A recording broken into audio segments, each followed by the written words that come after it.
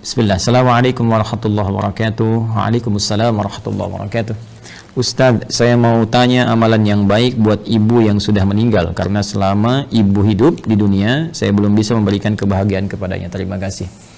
Waalaikumsalam warahmatullahi wabarakatuh. Pertama izinkan saya turut berdoa mohon pada Allah Subhanahu wa taala semoga ibunda saudaraku akun Faisal Said diberikan rahmat oleh Allah Subhanahu wa taala, dilapangkan di alam kuburnya, diberikan cahaya oleh Allah Subhanahu wa taala, diterima amal-amal saleh beliau, dijadikan alam kuburnya bagian dari taman-taman surga yang dibentangkan oleh Allah, dan semoga kita semua dikumpulkan dalam kebaikan bersama beliau dan juga bersama Rasulullah sallallahu alaihi wasallam pada waktu yang telah Allah janjikan.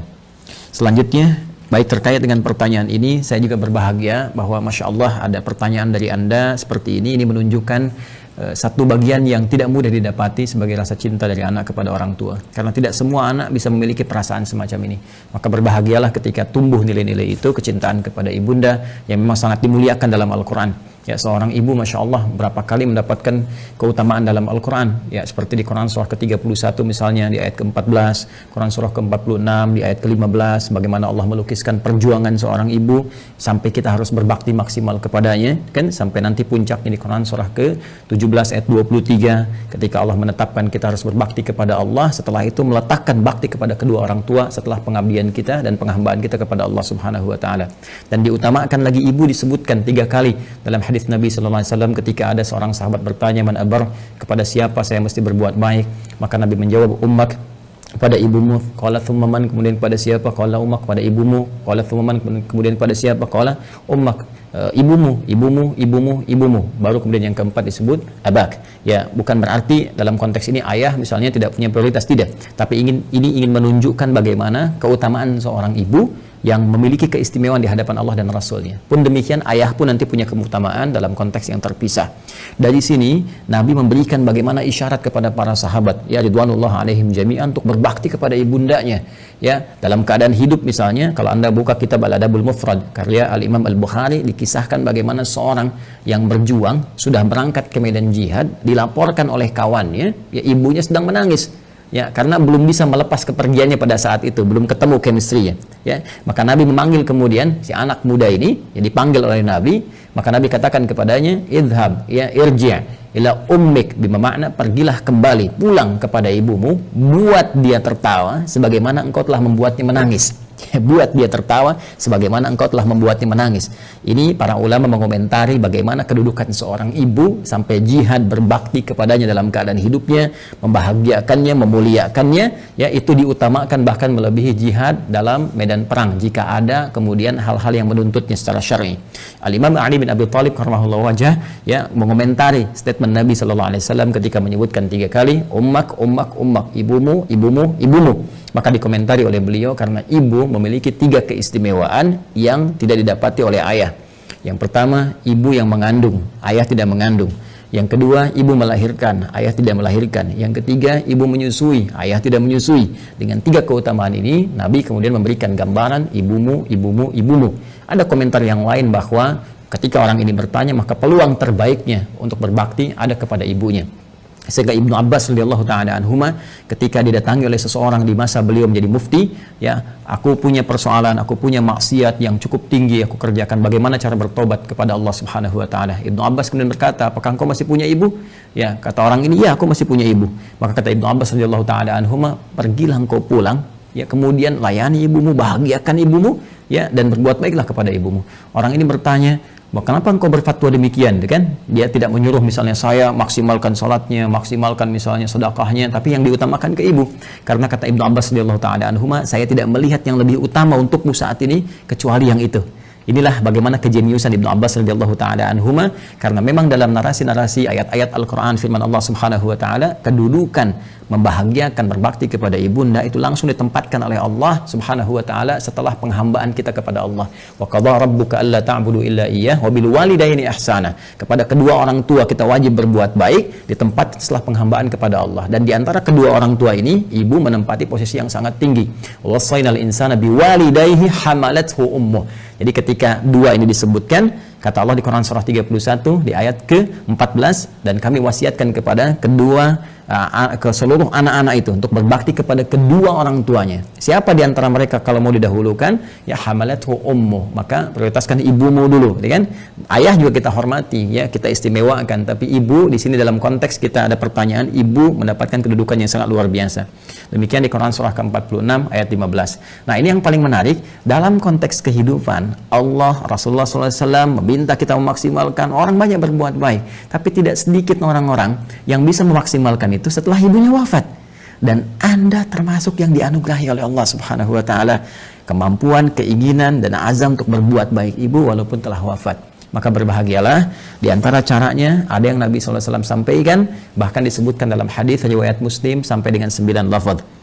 Saya sebutkan hadisnya, qala Rasulullah sallallahu alaihi wasallam, idza matal insanu atau idza matal abdu. Ya, kata Nabi SAW, jika seorang manusia yang biasa beraktivitas. Jadi insan itu, kata insan disebutkan 65 kali dalam Al-Quran, menunjuk pada term manusia dengan totalitas aktivitasnya. Jadi kalau terkait dengan nafsunya, tampilan fisikalnya disebut dengan bashar, 35 kali disebutkan dalam Al-Quran. Jika terkait dengan sifat-sifat lembutnya, harmoninya, yang berbeda dengan jin, ya, dari penampakan dan ghaibnya, itu disebut dengan al-ins. 18 kali ins dan jin dipasangkan dalam Al-Quran. Kemudian ada lagi menyebut sifat sosialnya an-nas, setidaknya 241 kali kurang lebih disebutkan dalam Al-Quran. Jika menyebut asal genetiknya disebut dengan Bani Adam, disebutkan 7 kali dalam Al-Quran. Nah, kalau disebutkan insan, al-insan 65 kali disebutkan dalam Al-Quran, itu menunjuk kepada totalitas aktivitas. Jadi saat mulai bangun tidur sampai tidur lagi. Nah, kata Nabi, idza matal insanu, jika manusia yang biasa beraktivitas dari mulai bangun tidur sampai tidur lagi, dari bangun sampai tidur lagi, kemudian meninggal, wafat. Ya, di kalimat pertama ini, pembuka hadis ini ingin memberikan kesan kepada kita bahwa mohon maaf sekali, sepadat-padat apapun kita beraktivitas, pada akhirnya meninggal juga. Pada akhirnya wafat juga. Karena itu pembuka hadis ini memberikan satu pengingat yang sangat penting kepada kita. Jangan lupa, awas, jangan lalai bahwa satu saat kita akan pulang kepada Allah. Apa yang kemudian ingin dipertaruhkan di dunia ini sampai Anda lupa mengerjakan ibadah, berangkat gelap, pulang gelap, demi harta tidak seberapa yang kalau didapat kemudian meninggal juga belum tentu dipakai, sampai berselisih, sampai bertarung, sampai ada yang saling menyingkirkan, menyungkurkan, bahkan mohon maaf sekali menumpahkan darah. Waliyadzubillah. Allah, berlindunglah kepada Allah Subhanahu wa taala. Berlindunglah. Karena apapun yang Anda dapatkan saat di dunia, satu saat akan ditinggalkan. Jika bukan Anda meninggalkan dunia, maka dunia akan meninggalkan Anda. Satu saat kita akan wafat. Dan bila seorang manusia telah wafat yang biasanya beraktivitas, ya, in qata'a sa'iru amalih, maka akan terputuslah semua aktivitasnya itu. Peluang dia mengumpulkan nilai-nilai kebaikan. Karena rumus kebaikan dalam Islam itu dengan konteks kehidupan akhirat yang telah kita selesaikan dunianya dan berpindah kepada dimensi lain, ya, barzakh kemudian akhirat, maka Al-Quran memberikan wawasan kepada kita, dan dengan wawasan ini kita diminta untuk mengumpulkan dan menyiapkan bekal terbaik. Ya, gambarannya kan seperti ini. Ini kan dunia, ya, yang saat ini kita sedang beraktivitas. Kemudian setelah itu kita pindah ke barzakh, pemisah. Ya. Kemudian akhirnya akhirat. Ini akhirat, ya. Ini yang terakhir. Akhirat. Ini ad-dunya. Kemudian ini barzakh. Bainahuma barzakhul la yabghiyan. Demikian di surat Ar-Rahman, ya. Nah, ini kan hakikat kehidupan kita di sini. Ini tujuan akhirnya. Ya, akhir kehidupan, karena itu disebut dengan akhirat. Sekarang kita ada di sini. Ya. Tempat beraktivitas sementara. Karena ini sifatnya sementara, maka semua yang ada di sini pun di sini, ya, sifatnya sementara.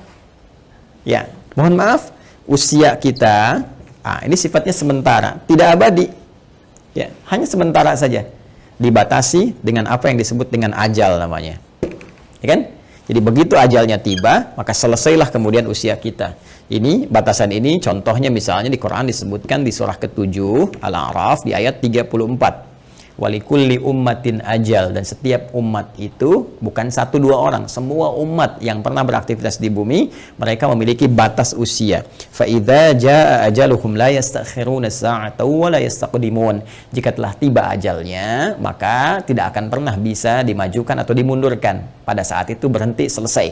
Ya, berhenti dan selesai. Akan didatangi oleh maut namanya. Ya, maut. Di Quran surah ketiga Ali Imran di ayat 185.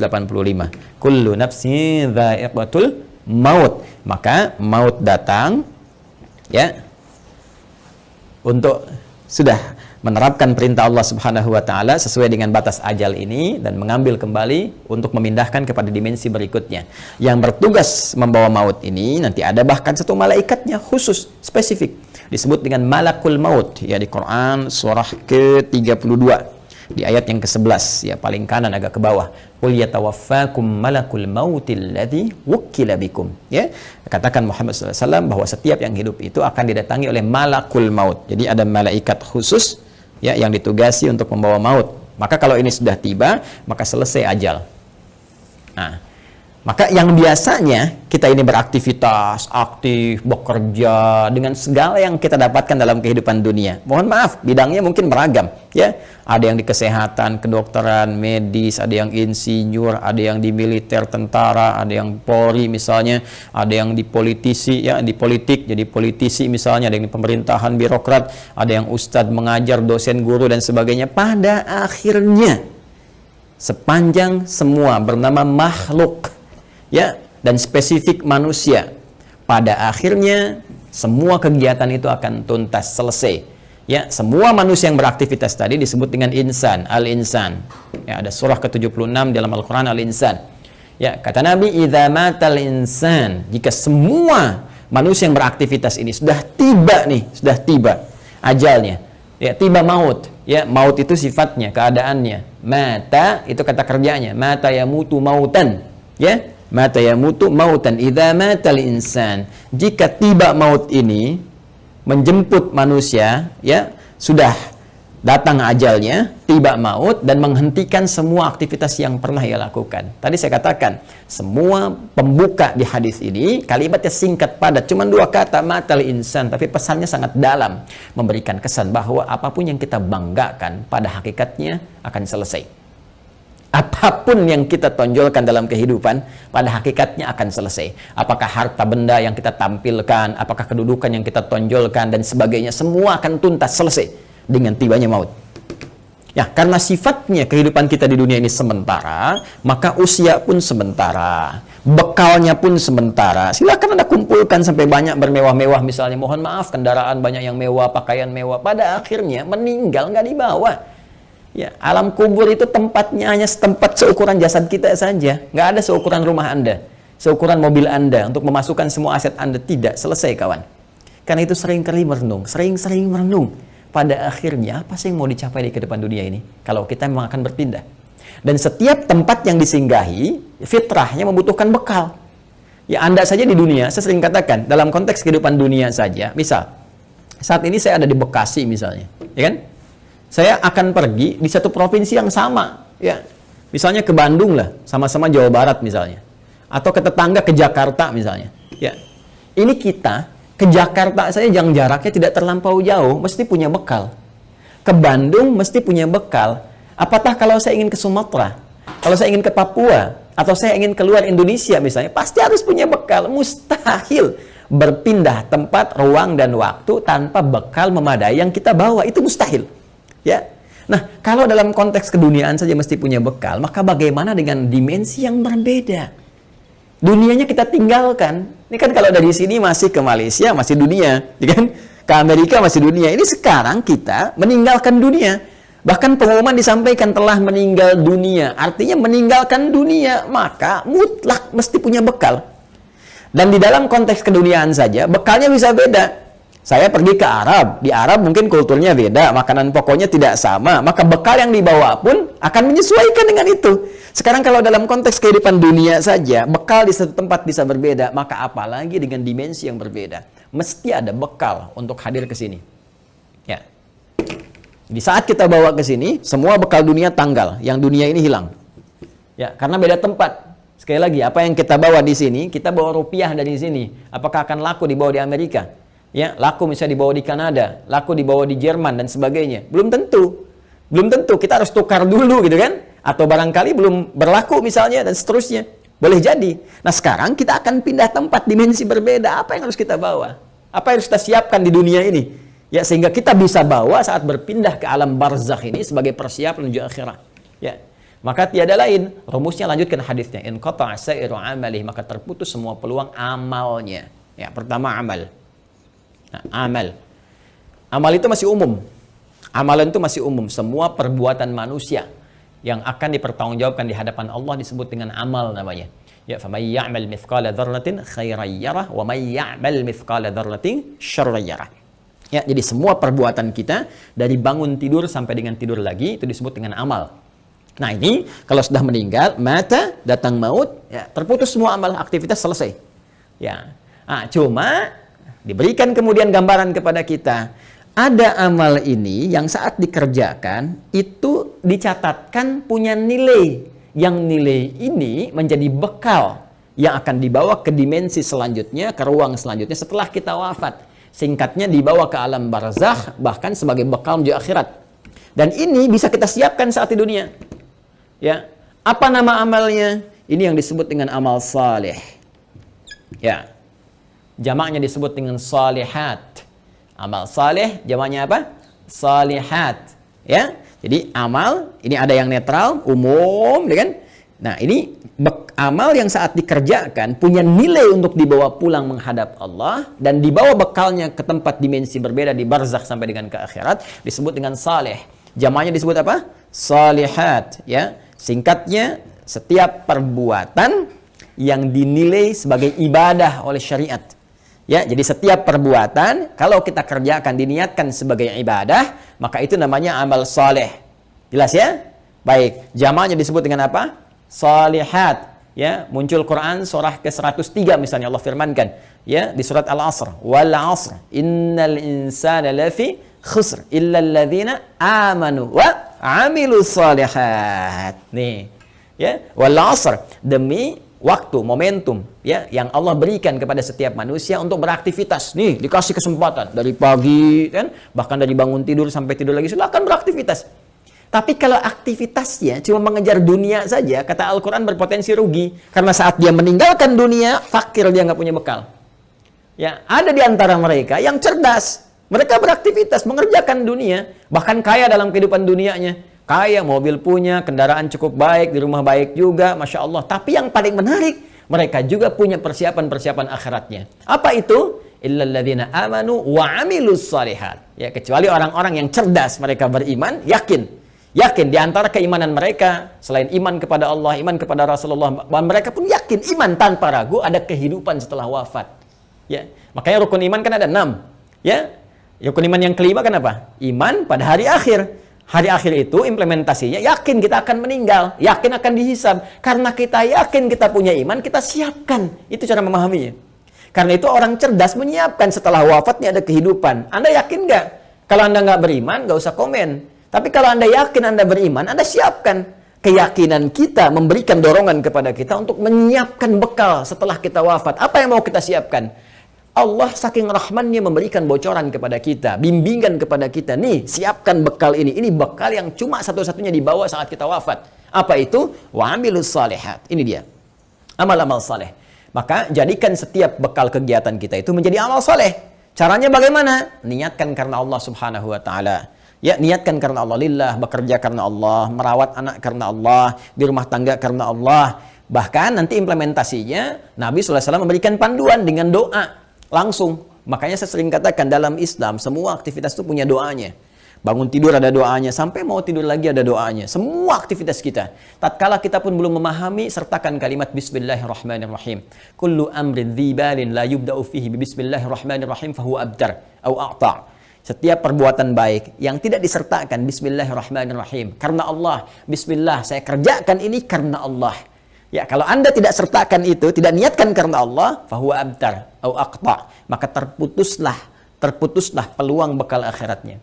Kalau Anda kerjakan, misal saya mau nulis nih Bismillahirrahmanirrahim atau singkat Bismillah misalnya kan, saya niatkan karena Allah supaya tulisan ini punya manfaat, supaya tulisan ini punya nilai di hadapan Allah. Maka begitu saya tuliskan misal ya, ini saya tuliskan bekal dunia amal saleh misalnya. Saya tuliskan karena Allah, lillah, supaya kita bisa pahami ini semua.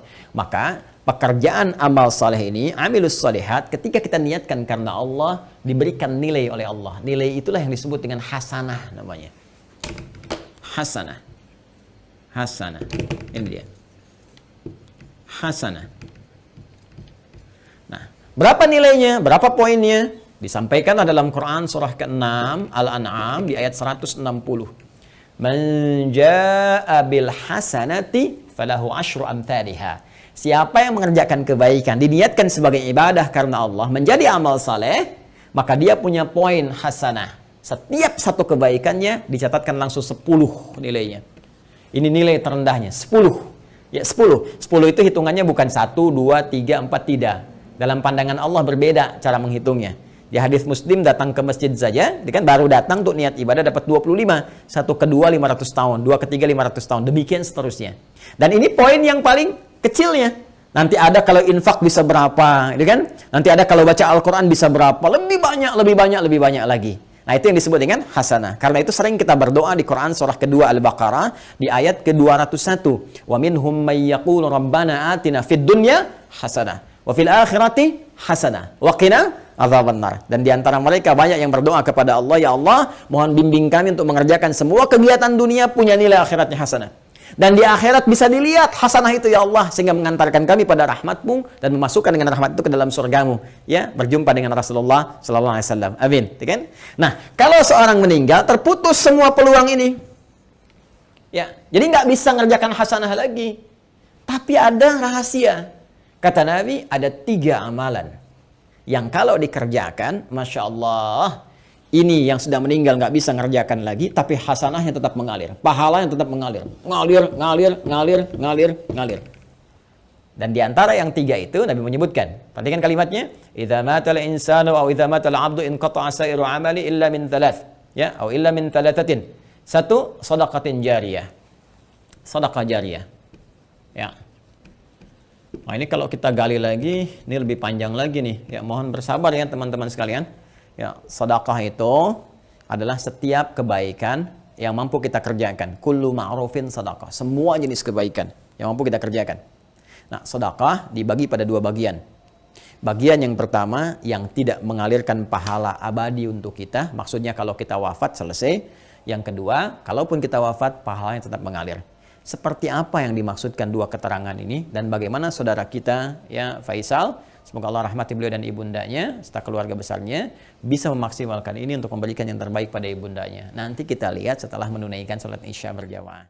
Mohon izin kembali kita lanjutkan bahasan kita, bahwa pertama dari akun Faisal Said tadi menanyakan sebelum Isya, beliau berkenan menginginkan adanya satu amalan yang bisa dipersembahkan untuk ibundanya yang telah wafat dan ingin membahagiakan beliau dalam keadaan saat ini. Bagaimana, apakah ada bimbingan dalam Al-Quran ataupun hadis-hadis Nabi Sallallahu Alaihi Wasallam? Tadi telah kita buka, telah kita sampaikan dengan begitu mendetil bahwa Al-Quran memberikan peluang terbaik bagi seorang anak ataupun anak-anak yang ingin berbakti kepada kedua orang tua, khususnya ibundanya tercinta. Baik itu saat masih ada bersama beliau ataupun juga telah meninggalkan bagian dari keluarganya. Di antara amalan-amalan itu, Nabi SAW memberikan gambaran kepada kita dalam salah satu sabdanya, dan bahkan disebutkan tadi saya katakan hampir 9 lafaz dalam Imam Muslim. Ya, Nabi SAW menyampaikan, qala Rasulullah SAW, idza matal insanu, jika manusia yang telah beraktivitas itu dari mulai bangun tidur sampai dengan tidur lagi, kedatangan maut, ya, tiba kemudian ajalnya, in qata'a sa'iru amalih, maka dengan wafatnya itu, dengan datangnya maut itu, terputuslah kemudian seluruh peluang aktivitas-aktivitas yang telah ia kerjakan, yang sebelumnya telah ia tenun. Sudah tidak ada lagi kesempatan. Maka karena tidak ada kesempatan beraktivitas lagi, di antara peluang untuk mencari bekal untuk pindah ke alam barzakh sebagai persiapan menuju akhirat pun terputus sudah. Ya, karena amal itu telah kita tadi uraikan dibagi pada 2 bagian. Ya, ada yang tadi objektif umumnya, kemudian dibagi 2, ada yang disebut dengan amal saleh, yaitu amal-amal kebaikan yang dinilai sebagai ibadah jika dilakukan karena Allah Subhanahu wa taala. Dan dia punya poin yang disebut dengan hasanah itu. Bila ada satu perbuatan menjadi hasanah, maka dia punya 10 poinnya. Ya, Quran surah ke-6 Al-An'am ayat 160 seperti telah kami tuliskan sebelumnya, man jaa'a bil hasanati falahu asyru amsalihha. Ya, maka siapapun yang mampu menenun kebaikan menjadi hasanah, punya nilai ibadah, maka dia punya poin 10. Ya, 10 tadi kami sampaikan saat sebelum Isya, bahwa jangan dihitung 1, 2, 3, 4, 5 karena Allah punya hitungan tersendiri yang nilainya jauh dari apa yang kita gambarkan. Nah, teman-teman sekalian, itu batas minimalnya. Ya, apalagi nanti kalau kita kemudian tenun dengan amal-amal lain yang punya nilai yang lebih banyak lagi, seperti infak, bacaan Al-Quran dan sebagainya. Ada lagi amal yang kedua, nanti amal sayyi, ya, jamaknya sayyiat, sayyiat. Nah, ini amal-amal yang didesain bersumber dari nafsu atas bisikan-bisikan setan. Ya, paradoks dengan amal soleh tadi. Makanya sering saya katakan ada amal soleh, ada amal salah. Yang baiknya amal saleh, yang jeleknya amal salah. Amal salah ini sepanjang kita hidup mesti kita koreksi, kita benarkan, ya, lewat jalur yang disebut dengan taubat. Ya, supaya dengan jalur taubat ini dihapus nanti yang jelek-jeleknya sebelum kita wafat, ya dihapuskan catatannya, diperbaiki kemudian oleh amal-amal kita atas petunjuk dan izin Allah Subhanahu wa taala. Kita tutup itu dan isi dengan hal-hal yang baik sehingga di ujungnya, di ujung kematian kita menjadi baik. Itu yang disebut dengan husnul khatimah. Khatimah itu penutup, husnul itu baik, ya, penutup yang terbaik. Maka ketika kita sudah tutup dengan taubat, berkenan Allah menghapuskan amal-amal jelek ini sehingga yang terbawa yang baik-baiknya saja saat menghadap kepada Allah Subhanahu wa taala. Kalau ini tidak terjadi, nanti di hadis Muslim riwayat sahabat Abu Hurairah radhiyallahu taala anhu akan disebutkan oleh Nabi sallallahu alaihi wasallam, maka setiap amal yang soleh akan menutup yang salahnya. Ya, misal nanti yang ini salat, yang ini misalnya senang bikin hoax, maka yang salatnya akan menutup perbuatan hoaxnya. Yang ini misalnya puasa, yang ini senang berselisih, maka yang puasa akan menutup selisihnya. Demikian seterusnya sampai ditimbang nanti. Bahkan ada orang yang bangkrut disebut dengan muflis, ya, disebut dengan muflis. Jadi begitu habis amal salehnya, masih ada amal salahnya, maka bangkrut dia karena nggak punya lagi penutup. Ya, habis modalnya ini, tersisa keburukannya, maka diambillah kejelekan orang-orang dizalimi, ditimpakan kepadanya, dilemparkan ke neraka. Itu yang disebut dengan muflis. Waliyadzubillah, kita berlindung kepada Allah Subhanahu wa taala dari perbuatan tadi. Nah, sekarang ada orang yang telah wafat, gak bisa mengerjakan amalan lagi, tapi apakah dia berpeluang masih mendapatkan baik balasan-balasan pahala? Ya, transfer pahala kebaikan. Karena kalau sudah di alam barzah, kita nggak bisa kirim makanan, kita nggak bisa misalnya kirim perhiasan, kita nggak bisa kirim kebutuhan dunia, karena dimensinya beda, ruangnya sudah lain, alamnya sudah berbeda. Yang harus kita kirimkan kepada mereka adalah bakal real yang mereka butuhkan. Nah, kata Nabi, ada 3 peluang yang mungkin didapatkan oleh mereka yang telah wafat, ya, walaupun mereka telah meninggal dunia dan tidak beramal lagi. Yang pertama tadi telah kita singgung, sedekah jariyah. Ya, sedekatin jariyah, yaitu amal-amal kebaikan yang pahalanya tetap mengalir. Ya, saya ulang, amal-amal kebaikan yang pahalanya tetap mengalir. Jadi, pertama, teman-teman, sedekah ini adalah gambaran dari semua perbuatan-perbuatan baik. Ya, dalam fikih disebut dengan kullu ma'rufin sedekah. Semua perbuatan baik yang mampu dikerjakan itu disebut dengan sedekah. Karena itu zakat dalam Al-Qur'an disebut juga dengan sedekah. Ya, khudz min amwalihim sedekah. Ambil dari zakat yang telah masuk, ya, nisabnya, haulnya, ambil itu, ya, sebagai bagian dari perbuatan baik. Sedekah yang membuktikan kebenaran iman. Jadi sedekah itu bisa diartikan pembuktian kebenaran, sesuatu yang baik, sesuatu yang jujur, dan nilai-nilai kemuliaan. Itu diantara makna sedekah. Karena itu kenapa perbuatan baik disebut dengan sedekah? Ini pertama pembuktian dari keimanannya. Jadi iman itu implementasinya kebaikan-kebaikan. Untuk membuktikan kita beriman, maka diminta oleh Allah kepada kita semua membuktikan lewat amalan baik. Karena itu lisan diminta berkata baik, tangan bekerja baik, kaki melangkah pada yang baik. Itu pembuktian iman. Karena itu orang beriman mustahil berbuat yang tidak baik. Karena itu kata Nabi, la yasrikul mu'min, indama yasrik fahuwa mu'min. Mustahil orang beriman itu korupsi, orang beriman itu mencuri. Ketika mencuri ada iman dalam dirinya. Maksudnya Nabi mempertanyakan, imannya kemana sampai bisa mencuri?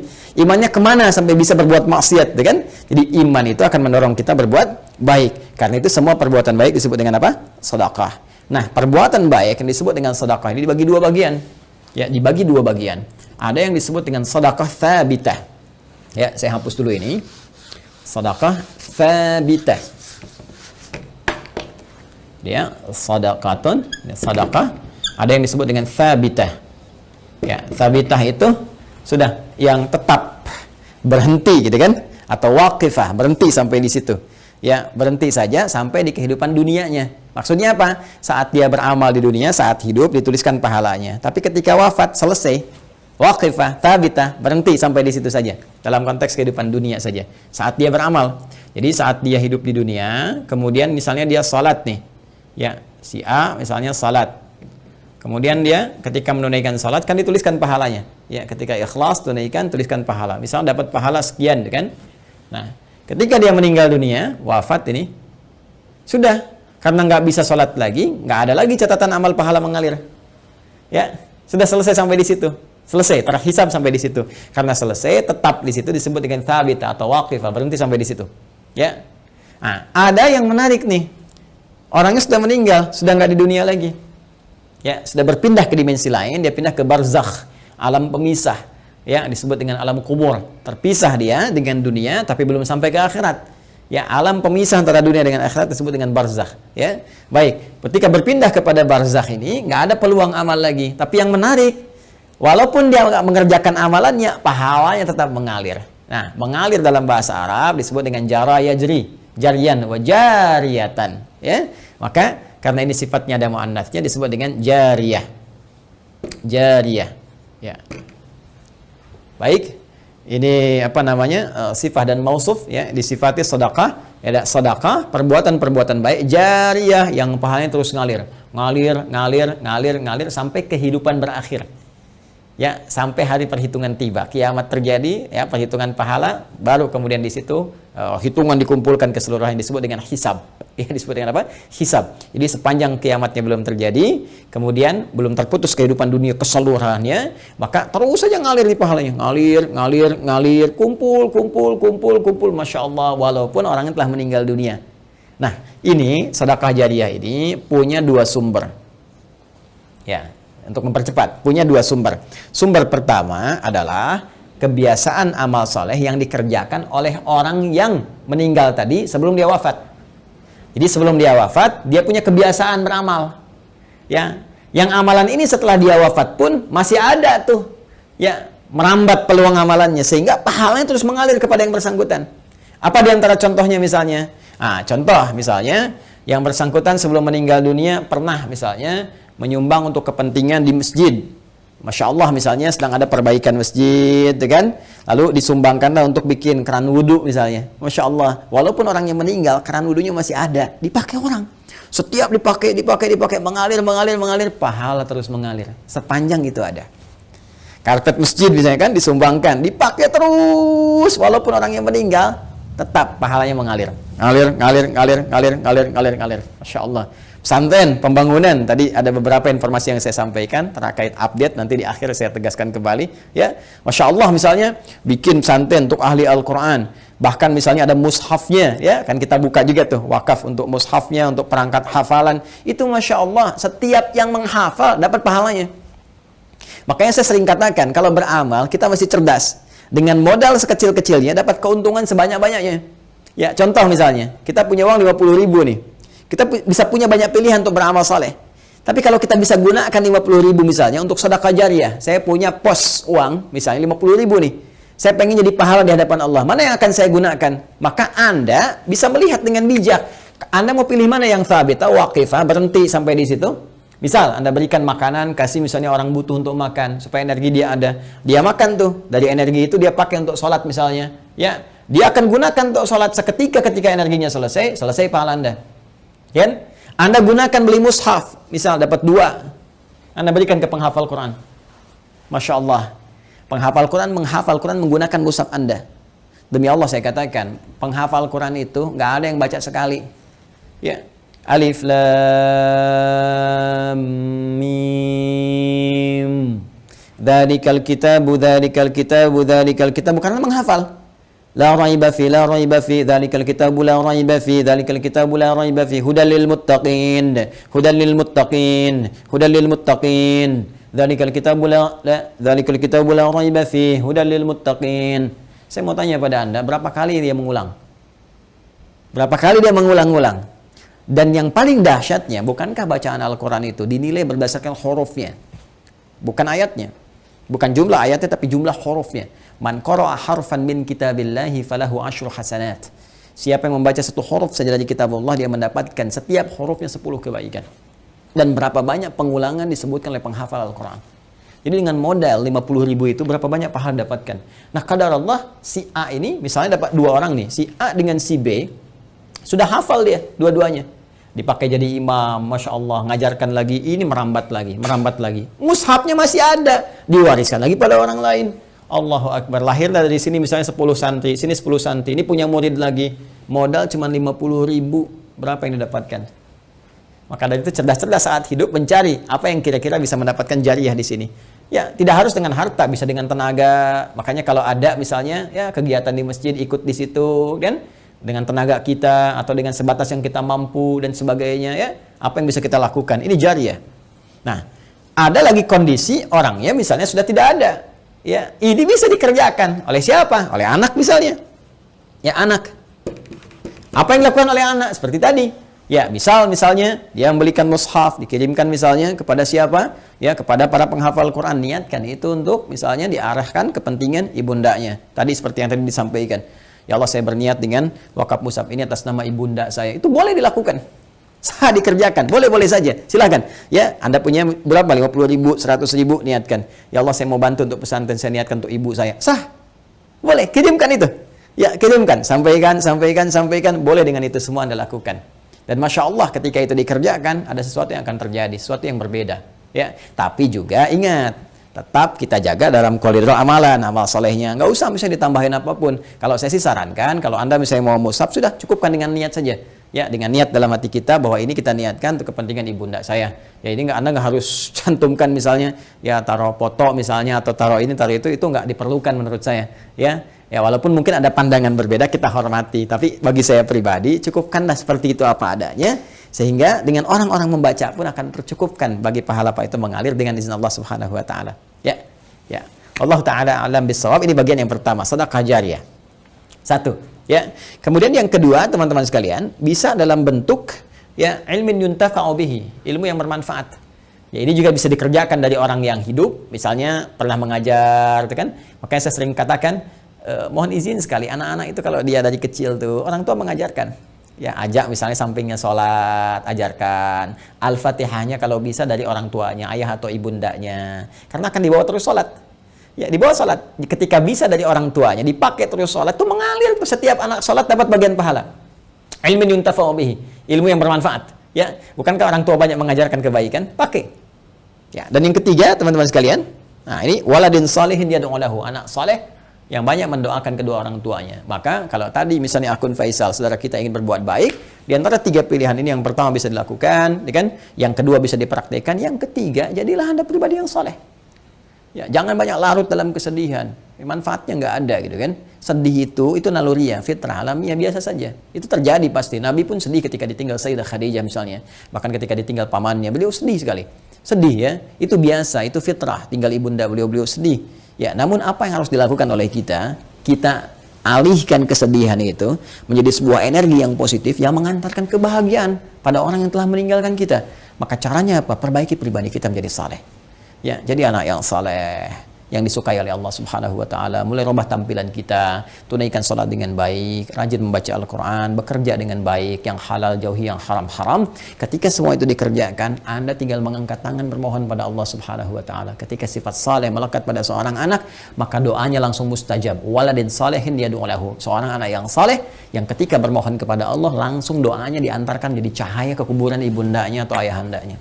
Langsung jadi cahaya. Cahaya. Dan itu boleh jadi pilihan terbaik yang bisa Anda lakukan untuk mempersembahkan pada ibunda Anda. Ya, kalau perbedaan pandangan dari para ulama itu biasa-biasa saja. Ya, A memandang, B memandang, tidak ada masalah. Tapi ijtihad satu tidak bisa membatalkan ijtihad yang lainnya karena peluang ini terbuka. Ya, jadi kalau ada tadi yang membatasi misalnya sepanjang dia masih hidup, tapi juga ada yang kemudian yang membatasi, yang menafsirkan tidak boleh dari orang yang hidup pun memberikan kebaikan-kebaikan karena perkara umum. Sepanjang tidak ada takhsisnya, tidak ada kekhususan, maka maknanya